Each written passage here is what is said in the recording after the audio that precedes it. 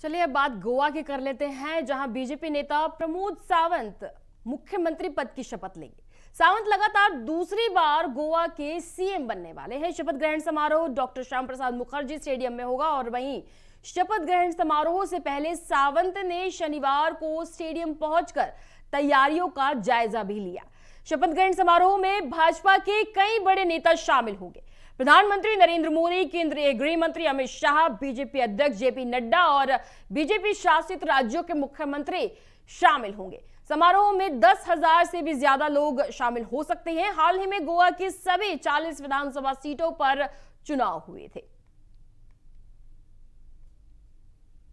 और अब बात कर लेते हैं पंजाब सरकार की। पंजाब सरकार की 300 यूनिट मुफ्त बिजली देने की योजना को केंद्र सरकार ने झटका दे दिया है। बिजली चोरी रोकने का कारण बताते हुए केंद्र ने राज्य को 85,000 प्रीपेड मीटर लगाने की हिदायत दी है। साथ ही चेतावनी दी है कि अगर तय वक्त में प्रीपेड मीटर नहीं लगाए जाते हैं तो केंद्र सरकार बिजली सुधार फंड की राशि पर रोक लगा देगी। वहीं आम आदमी पार्टी ने विधानसभा चुनाव में पंजाब के लोगों से हर घर को 300 यूनिट मुफ्त बिजली का वादा किया था और इसके लिए सरकार की ओर से 10 मार्च को भारत सरकार को पत्र लिखा गया था, जिसमें सरकार की ओर से रुके हुए बिजली भुगतान और राहत देने की बात कही गई थी। पंजाब सरकार के पत्र के बाद अब केंद्र ने प्रीपेड मीटर को लेकर सख्त रुख अख्तियार कर लिया है। इसकी वजह से आम आदमी पार्टी के हर घर को 30 यूनिट बिजली देने की योजना को झटका लगा है। केंद्र ने प्रीपेड मीटरों को लगाए जाने के पीछे की वजहों को बिजली चोरी रोकना बताया है और केंद्र की इस चेतावनी के बाद पंजाब सरकार के सामने संकट की स्थिति खड़ी हो गई है। इसकी बड़ी वजह यह भी है कि यहां किसानों को मुफ्त में बिजली दी जाती है। साथ ही प्रीपेड मीटर की योजना के तहत लोगों को बिजली के लिए मीटर को मोबाइल की तरह रिचार्ज करवाना आवश्यक होगा और ऐसे में सरकार की 300 यूनिट मुफ्त बिजली की योजना पर अभी फिलहाल संकट के हालात मंडराते नजर आ रहे हैं। देखो ਅਸੀਂ ਉਪਰਾਲੇ ਕਰ ਰਹੇ ਹਾਂ ਕੋਲਾ ਮੰਗਵਾਉਣ ਦੇ। ਆਪਣੇ ਅਧਿਕਾਰੀ ਜਿਹੜੀਆਂ ਵੀ ਕੋਲ ਮਾਈਨਸ ਹੈਗੀਆਂ ਨੇ ਉਹਨਾਂ ਦੇ ਉੱਤੇ ਡਿਪਿਊਟ ਕਰ ਦਿੱਤੇ ਗਏ ਨੇ ਤੇ ਲਗਾਤਾਰ ਨਜ਼ਰ ਰੱਖ ਰਹੇ ਹਾਂ। ਆਪਣੇ ਅਧਿਕਾਰੀਆਂ ਕੋਲੋਂ ਇਨਫੋਰਮੇਸ਼ਨ ਲੈ ਰਹੇ ਹਾਂ। ਜੇ ਕਿਸੇ ਝਾਰਖੰਡ ਜਾਂ ਦੂਸਰੀ ਸਟੇਟ ਗਵਰਨਮੈਂਟ ਨਾਲ ਗੱਲ ਕਰਨੀ ਪਈ ਤੇ ਉਹ ਵੀ ਕਰਕੇ ਕਿਲਤ ਨਹੀਂ ਆਉਣ ਦਿੱਤੀ ਜਾਊਗੀ। केंद्र सरकार ने फरमान जारी किया कि प्रीपेड मीटर लाओ नहीं तो फंड रोक दिए जाएंगे। की कहना की सरकार की कर रही है? देखो केंद्र सरकार ने ये फरमान जारी किए ने चिप वाले मीटर लाने दे कोई आई थिंक 85,000 कनैक्शन की गल की है। देखो असीं उहदे बारे पूरा रिव्यू कर रहे हैं। जे चिप वाले मीटर लगाउण दी लोड़ भी पई तो पब्लिक नूं किसी तरह का नुकसान जिहड़ा वो नहीं होण दिता जाऊगा। जिहड़ा भी फैसला आ ਉਹ ਲੋਕ ਹਿੱਤ ਦੇ ਵਿੱਚ ਹੋਊਗਾ, ਲੋਕਾਂ ਦੀ ਸਹਿਮਤੀ ਦੇ ਨਾਲ ਹੋਊਗਾ, ਲੋਕਾਂ ਨੂੰ ਕਨਵਿੰਸ ਕਰਕੇ ਜਿਹੜਾ ਵੀ ਫੈਸਲਾ ਹੋਊਗਾ ਕਨਵਿੰਸ ਕਰਕੇ ਹੋਊਗਾ। ਕੇਂਦਰ ਸਰਕਾਰ ਦੀਆਂ ਹਦਾਇਤਾਂ ਆ ਗਈਆਂ ਪ੍ਰੀਪੇਡ ਮੀਟਰ ਲਾਉਣ ਦੀਆਂ।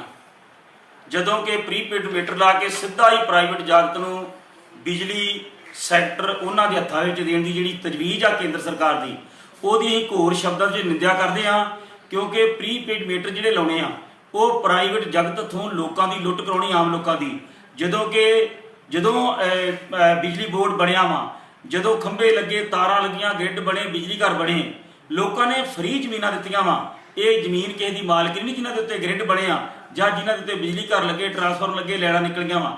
ਇਹ ਪਰੋਸਿਆ ਖਾਣਾ ਜਿਹੜਾ ਵਾ ਕੇਂਦਰ ਸਰਕਾਰ ਕਾਰਪੋਰੇਟ ਜਗਤ ਨੂੰ ਆਪਣੇ ਚਹੇਤਿਆਂ ਨੂੰ ਦੇਣਾ ਚਾਹੁੰਦੀ ਹੈ। ਇਹਦੀ ਕਿਸਾਨ ਮਜ਼ਦੂਰ ਸੰਘਰਸ਼ ਕਮੇਟੀ ਸਖਤ ਸ਼ਬਦਾਂ ਵਿੱਚ ਨਿਖੇਧੀ ਕਰਦੇ ਹੋਏ ਪੂਰਾ ਵਿਰੋਧ ਕਰਾਂਗੇ।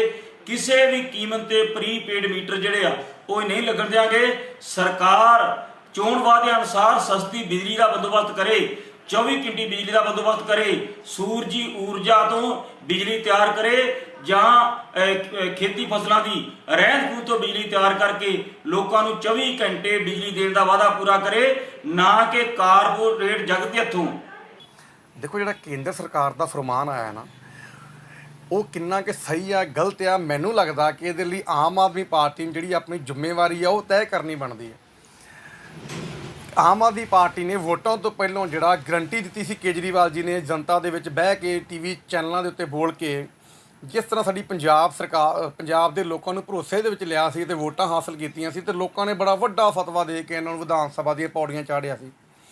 ਸੋ ਮੈਂ ਉਮੀਦ ਕਰਦਾ ਆਮ ਆਦਮੀ ਪਾਰਟੀ ਤੋਂ ਕਿ ਚਾਹੇ ਸਹੀ ਹੈ ਗਲਤ ਹੈ, ਜੇ ਤੇ ਸਹੀ ਹੈ ਤੁਸੀਂ ਪੰਜਾਬ ਦੇ ਲੋਕਾਂ ਦੇ ਨਾਲ ਜਿਹੜਾ ਵਾਅਦਾ ਕੀਤਾ ਸੀ 300 ਯੂਨਿਟ ਫ੍ਰੀ ਦੇਣ ਦਾ ਮਹੀਨੇ ਦਾ, ਤੁਸੀਂ ਉਸ ਆਪਣੇ ਵਾਅਦੇ ਤੇ ਖਰੇ ਉਤਰਿਓ ਤੇ ਉਮੀਦ ਵੀ ਕਰਦਾ ਤੁਸੀਂ ਖਰੇ ਉਤਰੋਗੇ, ਕਿਉਂਕਿ ਲੋਕਾਂ ਨੇ ਬਹੁਤ ਵੱਡਾ ਭਰੋਸਾ ਕੀਤਾ। ਜੇ ਤੁਸੀਂ ਭਰੋਸਾ ਤੋੜਿਆ ਤੇ ਮੈਨੂੰ ਇੰਨਾ ਪਤਾ ਕਿ ਪੰਜਾਬ ਦੇ ਲੋਕ ਬੜੇ ਝੁਝਾਰੂ ਤੇ ਯੋਧੇ ਲੋਕ ਨੇ, ਤੁਹਾਡੇ ਖਿਲਾਫ ਉਤਰ ਕੇ ਤੁਹਾਨੂੰ ਕੁਰਸੀ ਤੋਂ ਲਾ ਕੇ ਵਾਂਝਾ ਕਰਨਗੇ कुर्सी तो।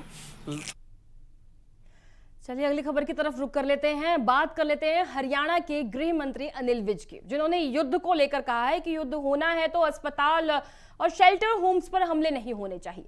यूएनओ और वर्ल्ड फोरम को अपनी भूमिका अदा करनी चाहिए। अंबाला 27 मार्च को हरियाणा के गृह एवं स्वास्थ्य मंत्री श्री अनिल विज का यहां पे कहना रहा कि युद्ध किसी भी समस्या का समाधान नहीं है और किसी समस्या का समाधान बातचीत से भी संभव है। विज ने ट्वीट करके कहा कि युद्ध किसी समस्या का समाधान नहीं, अगर युद्ध होना है तो आम आदमी पर हमला नहीं होना चाहिए, अस्पताल पर, शेल्टर होम्स पर हमले नहीं होने चाहिए।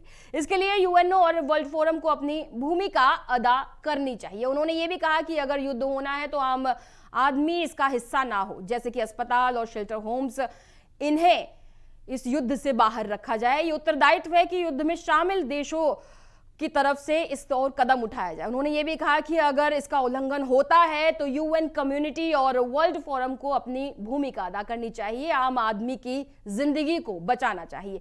वहीं यूक्रेन रूस युद्ध को 1 महीने से भी ज्यादा का वक्त हो गया है और इस युद्ध के दौरान यूक्रेन में भारी जानमाल का नुकसान हुआ है और इस युद्ध के दौरान यूक्रेन के विभिन्न शहरों से लोगों को पलायन करके दूसरे देशों में जाना पड़ रहा है और इस युद्ध से सारी दुनिया प्रभावित भी हो रही है। युद्ध किसी भी समस्या का समाधान नहीं होता, मसले हमेशा बातचीत से हल हुआ करते हैं। परंतु अगर युद्ध होना भी है तो आम आदमी के ऊपर हमले नहीं होने चाहिए, अस्पतालों पर हमले नहीं होने चाहिए, शेल्टर होम्स पर हमले नहीं होने चाहिए। और ये दायित्व युद्धरत देशों की होती है, जो भी देश युद्ध में शामिल हैं। और अगर इनका उल्लंघन होता है तो WHO को और वर्ल्ड कम्युनिटी को अपना भूमिका अदा करनी चाहिए और आम आदमी की जिंदगी को बचाना चाहिए। तो फिलहाल इसी के साथ उस बुलेटिन में बस इतना ही, लेकिन देश और दुनिया की ताजा तरीन खबरों को देखने के लिए आप देखते रहिए संभव टीवी। नमस्कार।